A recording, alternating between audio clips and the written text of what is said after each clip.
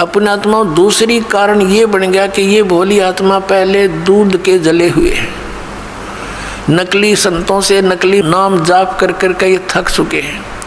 अब इनको ये भी हो जाता है कि कहीं यहाँ भी हम ऐसे ही डले ढोते रहें, तो उसके लिए प्रार्थना करता है दास बार बार के उपदेश लेने से पहले आप जी पूर्ण रूप से अपनी शंकाओं का निवारण करवाएं और फिर दीक्षा लो। 10 दिन पीछे ले लो, महीने पीछे ले लो, इतने दिन बीत गए और 10 दिन सही, 1 महीने 2 महीने पीछे ले लो। और जब उपदेश लेने के बाद फिर गुरुजी के वचनों में अविश्वास होना, ये आपका दुर्भाग्य होगा। इस दास के एक भी वचन पर आपको किसी भी प्रकार का अविश्वास नहीं होना चाहिए, ये ब्लाइंड फेथ करना पड़ेगा। और आप जी ने ब्लाइंड फेथ किया क्योंकि उन नकलियों के पास किया, उन्होंने आपकी भावना का, आपकी श्रद्धा का, आपके डिवोशन का दुरुपयोग किया, उनको ज्ञान था नहीं। आप जी पूरे मानव समाज ने ये सोचा गुरु जी जो कहते हैं वो सही होता है। अब वहाँ दूध के जले हुए, अब यहाँ छाछ को भी फूंक मारने लग गए तुम। तो पहले उसको टेस्ट कर ले, बाद में ऑब्जेक्शन करें, यानी नाम लेने के बाद फिर मन में दोष आता है तो आप नाम रहित हो जाते हो। ये बहुत भयंकर और नाजुक दौर होता है इस भक्ति का। और काल ये चाहता है, उसने इसीलिए तो सारा जुगाड़ जोड़ रखा, नकली नरेश संत बना दिए। इंद्रादास स्वामी, धन धन सतगुरु, जय गुरुदेव, और ये जनोद वाला, और ये जगमाल वाली वाला, ये सतपाल जी महाराज, और ये तेरे बाल योगेश्वर, और ये आसाराम उड़े निरंकारी, ये देश का देश धका दिया काल ने और खक नहीं इनके पास।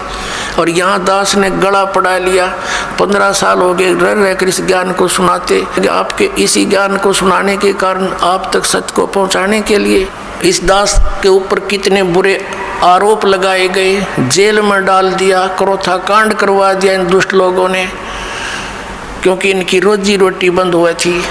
ठीक है, दास ने तो हथेली पर जान धर रखी है, भगवान का आदेश हो गया कि बेटा उठा दे डूंडा और मैं तेरे साथ रहूँगा। तो फिर अब जो भी होगा, अब तो ये नकली रहेंगे या दास रहेगा।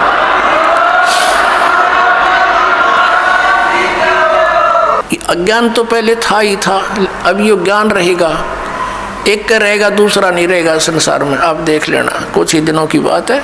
बुद्धिमान समाज है, अभी तक तो बैठे बेचारे भोले भाले आँख नीचे, और जब इनको ज्ञान होगा कौन मरेगा वहाँ, अपना फांसी कौन लगवाएगा, तुरंत भाग आएंगे वहाँ से कि रिश्तेदारी टूटे तो टूटो 100 बार। तो कहने का भाव ये है कि जो उद्देश्य लेकर हम आए उसको पूरा करना पड़ेगा।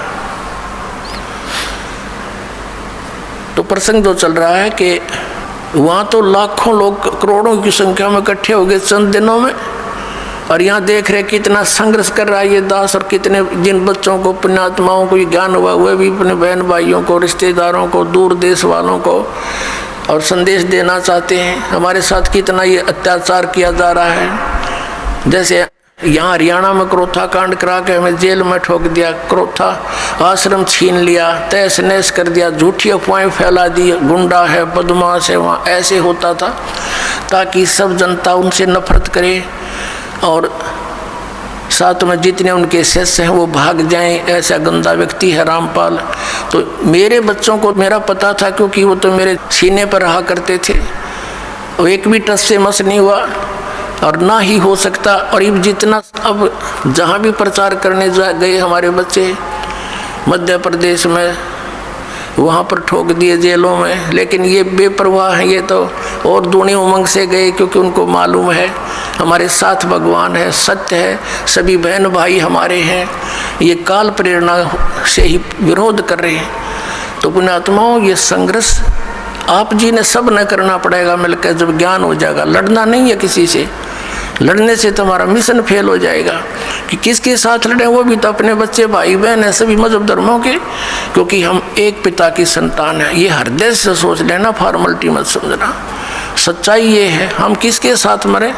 परमात्मा आए थे कबीर जी, उनके साथ कितना अत्याचार किया था और किसी को उन्होंने एक शब्द